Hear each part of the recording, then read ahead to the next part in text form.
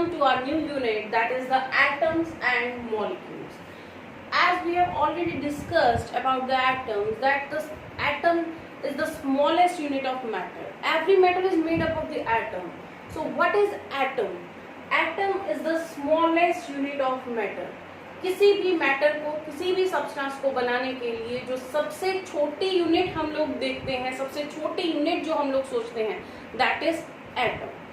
Atom जो है, that name, this atom name is given by the Democritus by the name atomos. Atomos means that अनकटेबल.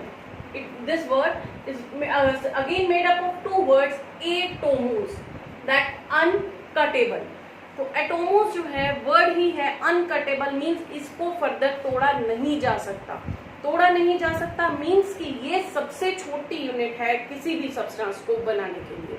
For example, let us consider a small example of calcium carbonate. I am taking an example of CaCO3, that is calcium carbonate.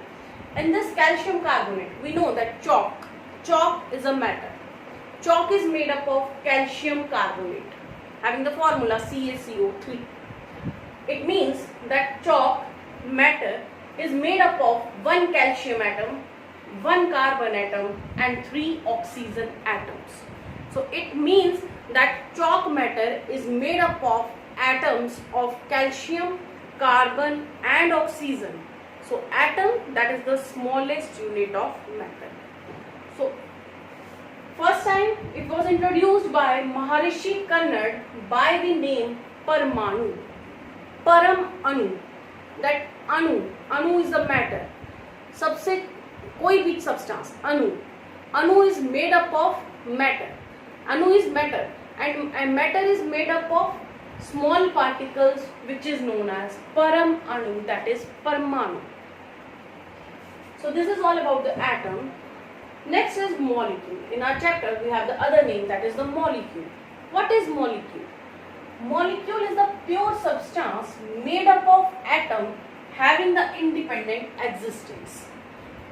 सबसे pure substance जो कि independently exist कर सकता है nature के अंदर, and it is made up of atom. Atom से बना हुआ वो सब्सटेंस जो कि नेचर में इंडिपेंडेंटली एग्जिस्ट कर सकता है, अकेला एग्जिस्ट कर सकता है, that is known as molecule.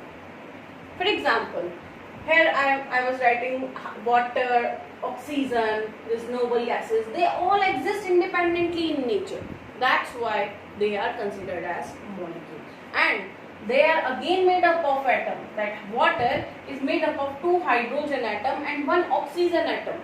So that means it is made up of atom, and it can exist, if it can exist independently in nature, अगर अकेला नेचर में एग्जिस्ट कर सकता है तो ये अपने पास क्या है, एक मॉलिक्यूल है. मॉलिक्यूल जो है, it is further divided into 2 categories, that molecule on the basis of type of atom. इसके अंदर किस किस टाइप के एटम हैं? क्या इसके अंदर जो एटम्स हैं वो सेम टाइप के हैं या वो डिफरेंट टाइप के हैं? That is homo atomic. Homo जो वर्ड है, that means same. Atomic is for atom, same atom वाले. होमो एटॉमिक, सेम एटम वाले, and hetero atomic, hetero different atom वाले. सेम एटम वाले, डिफरेंट एटम वाले. Same atom वाले जो molecules हैं, इसको हम एक और नाम भी देते हैं, that is the molecule of element. Molecule of element means molecule which are made up of same atom. For example, oxygen gas, O2 के अंदर दोनों ही ऑक्सीजन एटम हैं. नाइट्रोजन गैस, दोनों ही N2, दोनों ही नाइट्रोजन के एटम्स हैं. P4, S8, O3, various examples आते हैं. हेट्रोएटॉमिक, डिफरेंट एटम्स हैं. मॉलिक्यूल ऑफ कंपाउंड मींस कि डिफरेंट एटम्स उसके अंदर पार्टिसिपेट कर रहे हैं. तो molecule of compound, that is a heteroatomic molecule. For example, like HCl, it is made up of hydrochloric acid, is made up of hydrogen and chlorine atom. Different atoms हैं, अलग अलग atoms हैं, तो इसको हम कहेंगे heteroatomic molecule. Water, carbon dioxide, nitrogen dioxide, They all are made up of different atoms. That's why they are considered as molecule of compound, or we can say heteroatomic molecule. On the basis of number of atom. Second category is on the basis of number of atom. Atoms जो हैं, पहली category तो आ गई कि भाई कैसे atoms हैं, same है या डिफरेंट है. दूसरी कैटेगरी आ गई कि एटम्स कितने हैं. क्या एटम एक ही है, मोनो एटॉमिक, मोनो सिंगल एक, क्या एटम एक ही है या एटम एक से ज्यादा है. So mono atomic molecule, for example noble gases, neon, helium, they all consist of one atom and can exist independently because they are unreactive. So that's why they are monoatomic molecules. Consider polyatomic, एक से ज्यादा. जब एक से ज्यादा atoms आ जाते हैं तो वहां पे आ जाता है पॉलीएटॉमिक मॉलिक्यूल. पॉलीएटॉमिक में अब एक से ज्यादा कितने भी हो सकते हैं, 2, 3, 4, 5, कितने भी हो सकते हैं. अगर हमारे पास 2 एटम वाला है then it is diatomic, जिसके अंदर 2 ही एटम है. ट्राई एटॉमिक 3 एटम है. टेट्राएटॉमिक 4 एटम्स हैं. Either they are similar or different but number of atoms वो कंसीडर किए जाएंगे. पेंटाएटॉमिक 5 हैं. हेक्सा 6 हैं. Like this. Diatomic 2 atoms वाले O2 N2, ये होमो भी हैं और डाई भी हैं. HCl हिट्रो है, अलग अलग है लेकिन 2 हैं, एक H और एक Cl. तो हिट्रो डायटॉमिक HCl. ऐसे ही ट्राइएटॉमिक जिसमें 3 हैं, H2O, हिट्रो भी है और ट्राई भी है. Hetero triatomic molecule H2O.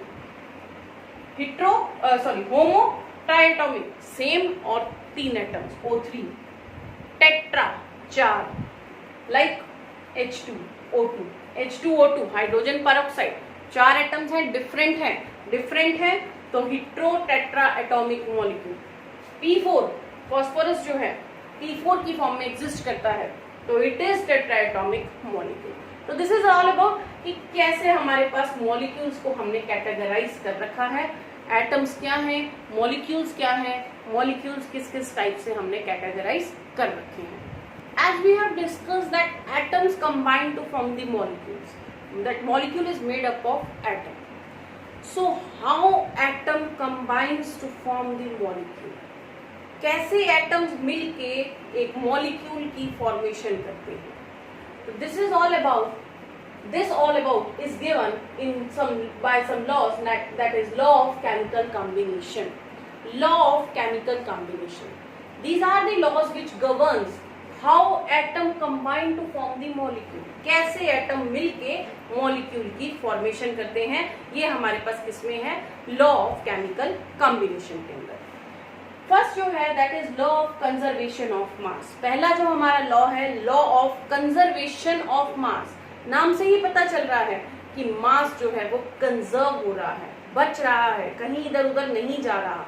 नहीं जाने से हमारा क्या मतलब है कि जब भी कोई केमिकल रिएक्शन हो रही है तो टोटल मास रिएक्टेंट का टोटल मास प्रोडक्ट के बराबर रहेगा.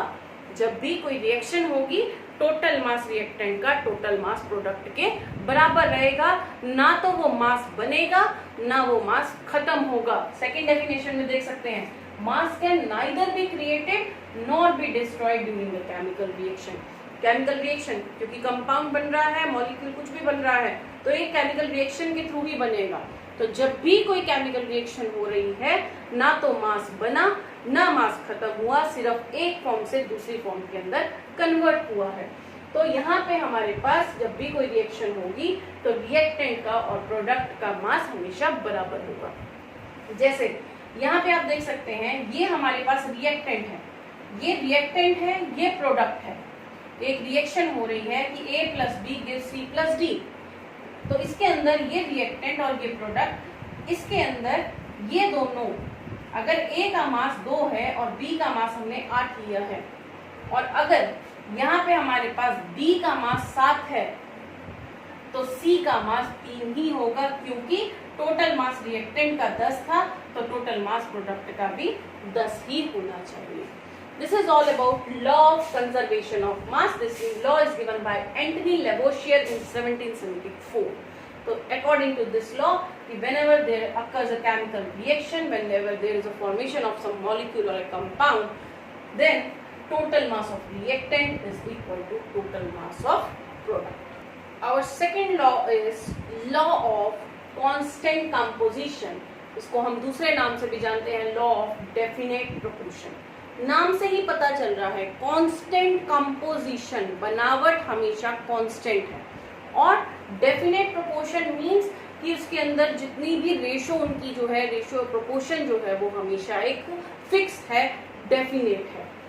देखिए यहाँ पर क्या कहता है कि जब कभी भी कोई एलिमेंट्स जुड़ के कंपाउंड बना रहे हैं, जब कभी भी कोई एलिमेंट से मिलके कोई मॉलिक्यूल बन रहा है, कोई कंपाउंड बन रहा है, तो उनके अंदर जो उनकी रेशो थी वो हमेशा फिक्स रहेगी बाय मास. ध्यान रखना है यहाँ पे जो ये लॉ है दैट इज बेस्ड ऑन मास. तो रेशो बाय मास हमेशा फिक्स रहेगी जब भी कोई एलिमेंट्स जुड़ के मॉलिक्यूल या कंपाउंड बना रहे हैं. मॉलिक्यूल बना रहे हैं मींस कंपाउंड बना रहे हैं. तो यहाँ पर एक चीज देखने वाली है कि अगर रेशो बदल जाएगी तो कंपाउंड भी बदल जाएगा. ये लॉ यही कहता है कि एक कंपाउंड को बनाने के लिए, एक मॉलिक्यूल को बनाने के लिए जो एलिमेंट्स पार्टिसिपेट कर रहे हैं उनकी रेशो बाय मास हमेशा फिक्स रहेगी. फॉर एग्जाम्पल हमने कंसिडर किया है वाटर को. वाटर में हाइड्रोजन और ऑक्सीजन है. हाइड्रोजन का मास होता है 1, ऑक्सीजन का मास होता है 16. तो यहाँ पे 2 हाइड्रोजन है तो 2 हो गया इसका मास, और ऑक्सीजन 16 है, मतलब 2:16 मींस 2:16. अब ये 2:16 जो है अगर हम इसको काटें तो 1:8 मींस कि हम वाटर कहीं से भी लें, किसी भी सोर्स से हम पानी ले लें, वहां पे हाइड्रोजन और ऑक्सीजन की रेशो हमेशा 1:8 ही रहेगी. उसके लिए फिक्स रेशो. कार्बन डाइऑक्साइड के अंदर कार्बन का मास है 12 और ऑक्सीजन का मास है 16, तो 12:32 कार्बन और ऑक्सीजन. इसको अगर हम काटते हैं तो यहाँ पे हमारे पास ये आ जाएगा 3:8. सिंपल फॉर्म में करें तो 3:8 मींस कार्बन और ऑक्सीजन मिलके कार्बन डाइऑक्साइड तब बनाएंगे जब कार्बन और ऑक्सीजन की रेशो 3:8 बाय मास रहेगी. मास का ध्यान रखना है. लेकिन यहाँ पे हमारे पास इस लॉ के कुछ लिमिटेशंस हैं.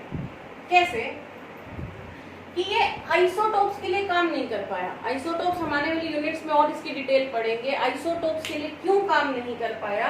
क्योंकि आइसोटोप्स का मास फर्क होता है, और अगर मास फर्क हो गया लेकिन एलिमेंट तो वही है. जैसे मान के चल लीजिए अगर मैं कार्बन की ही बात करूं तो ये मेरे पास CO2, कार्बन का एक मैंने जो आइसोटोप लिया वो 12 के साथ लिया और रेशो थी 3:8.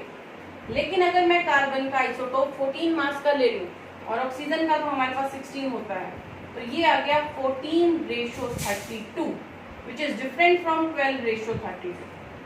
तो रेशो यहाँ पे फर्क आ जाएगी, लेकिन बनेगा तो ये CO2 कंपाउंड तो सेम है. तो ये आइसोटोप्स के लिए ये काम नहीं कर पाया, वो जिनका मास डिफरेंट होता है लेकिन एलिमेंट वही है, आइसोटोप्स. आइसोमर्स के लिए काम नहीं कर पाया. क्यों नहीं कर पाया? क्योंकि आइसोमर्स वो अपने पास जिनका फॉर्मूला तो सेम रहेगा लेकिन स्ट्रक्चर अलग अलग हो सकता है.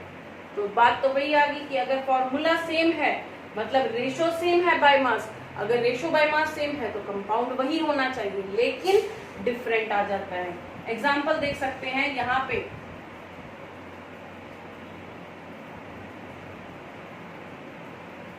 ये हमारे पास एक प्रोपिनोल है. प्रोपिनोल यहाँ पे 3 कार्बन है और 6 हाइड्रोजन है और 1 ऑक्सीजन है. प्रोपिनोल अल्कोहल है. लेकिन अगर मैं इसको इसके साथ देखूं, यहाँ पे भी मेरे पास 3 कार्बन 6 हाइड्रोजन और 1 ऑक्सीजन है एंड दिस इज प्रोपिनोन. कीटोन है. आने वाली यूनिट्स में आप पढ़ेंगे इसके बारे में, हायर क्लासेस में भी आप लोग देख सकेंगे.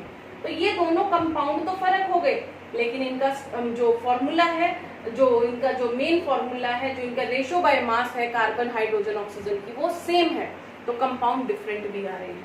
तो यहाँ पे आइसोमर्स के लिए ये काम नहीं कर पाया. न्यूमेरिकल क्वेश्चन की बात करें, हमारे पास रेशो दे देते हैं, अभी एक सोर्स से कार्बन डाइऑक्साइड बन रही है और हमें पता है एक सोर्स से जब कार्बन डाइऑक्साइड बनेगी तो कार्बन ऑक्सीजन की रेशो 3:8 है। दूसरे सोर्स से कार्बन डाइऑक्साइड बना रहे हैं जिसमें कार्बन का मास आपको कुछ भी लगा लीजिए 9 ग्राम दे रखा है, बताइए ऑक्सीजन कितना यूज होगा। तो हम सिंपल सा क्या काम करेंगे कि अपने पास 3:8 ये कार्बन और ऑक्सीजन की रेशो है, इसको बराबर रखेंगे 9/x के, क्रॉस मल्टीप्लाई करके 9 × 8/3 that is 24 grams of oxygen यहाँ पे यूज होगी अगर 9 ग्राम ऑफ कार्बन हम इस्तेमाल करेंगे कार्बन डाइऑक्साइड को बनाने के लिए। This is all about our 2 laws, that is the law of chemical combination.